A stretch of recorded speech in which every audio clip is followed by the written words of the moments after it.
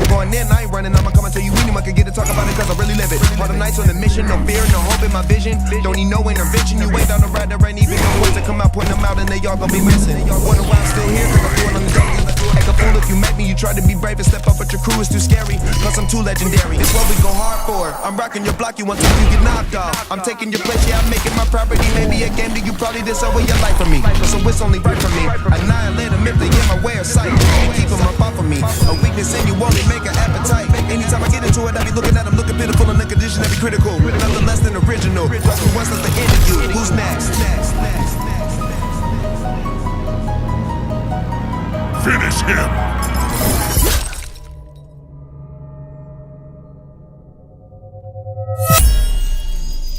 Get over here!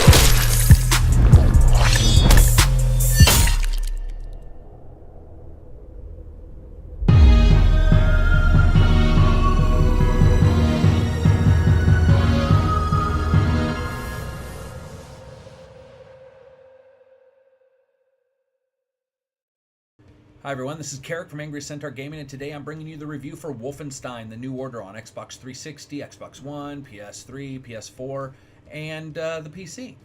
This version is for the Xbox 360 version and the PC version. Wolfenstein takes place during 1960 in a world in which the Nazis won the Second World War. You're William B.J. Blazkowicz, who is tasked with launching an impossible but entirely possible counteroffensive against the Nazi powers that have taken over the world. This is pretty much Dirty Dancing, but taking Patrick Swayze's character from Red Dawn and switching him out.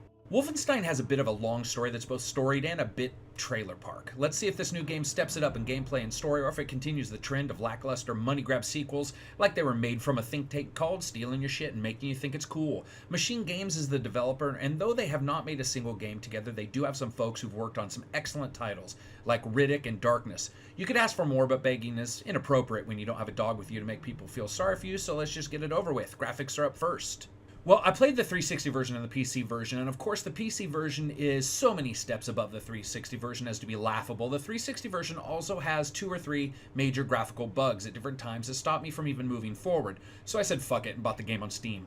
If you have a choice, this is a game that should be played on one of the next-gen systems. It looks good or okay on the 360, but it looks damn impressive on the other systems. Sadly, though, the PC still had issues. You know how you have a 50% chance of plugging a USB thumbstick into a computer upside down on the first try, then you flip it over and somehow it's 100% certainty you will put it in upside down? It's sort of like Neil deGrasse Tyson couldn't explain that shit. The same mind-boggling things happen here. First, this is about as optimized as a plastic sack used as a fucking parachute. You need a cray computer and all the power and all the clouds to get this thing to run better than average. The return on computer power here is about the same as the return on investment at one of those check-to-cash places with interest that has to be shown as mathematical calculations because it's so fucking high.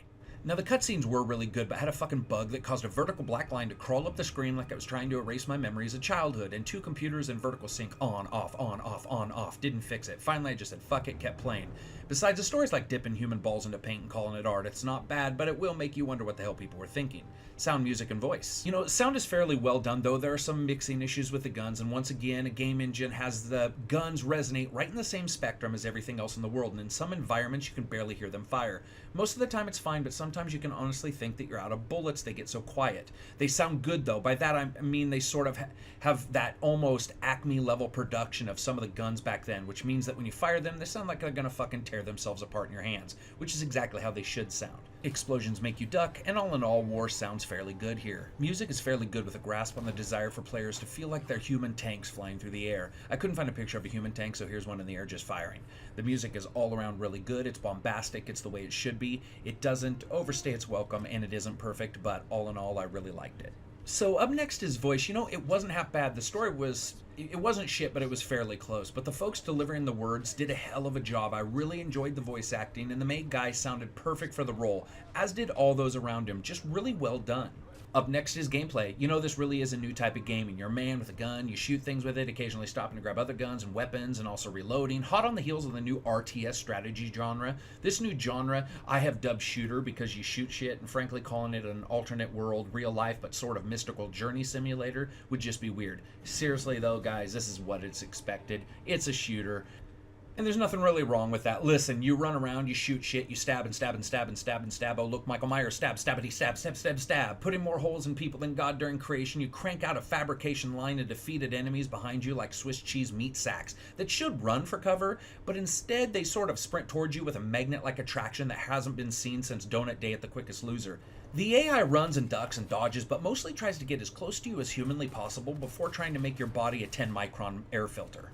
Also, the levels are a bit more open-ended than some shooters. You aren't a rat in a maze, but you also aren't running around getting lost because there's like 40 ways to go. Instead, there's like 3 to 4 per area, which makes it interesting, but not amazing. Now, the overall feel is really good, with control being fairly spot on and some interactive bits here and there. Nothing new or amazing, it's just solid shooter that concentrates more on making you know that this shit could have happened if Nazis won and knew about magic versus technical perfection. This is a Bob Ross painting, not a fucking blueprint. A solid desire to show you some cool shit and some weird enemies and give you just a basic paintbrush with a trigger to make your own art as you go.